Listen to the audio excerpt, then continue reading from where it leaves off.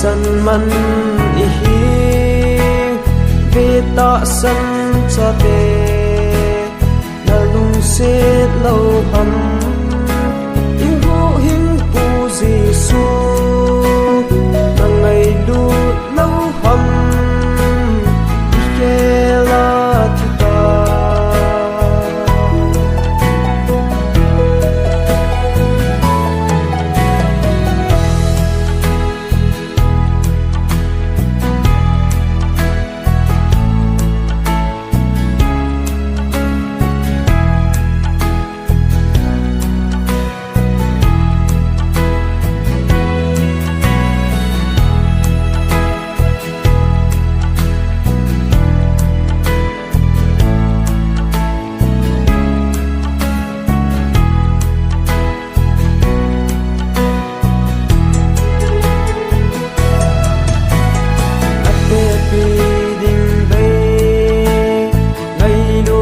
sang tên sim ma sim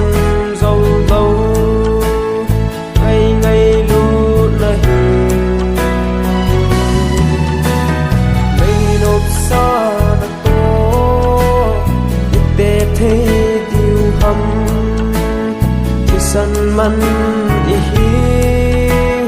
về ta san cha te na lung se lâu hầm Giêsu na ngày lu lâu hầm i ke la ti ta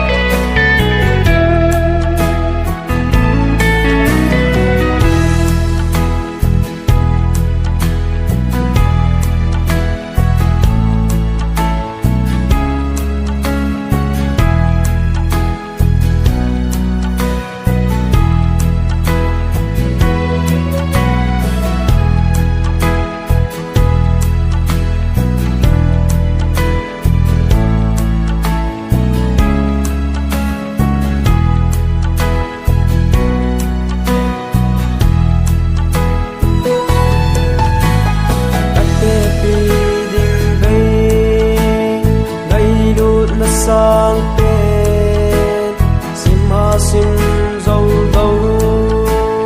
ngày ngày lu na hi ngày nộp sa na to để thế điều hầm thì san man i hi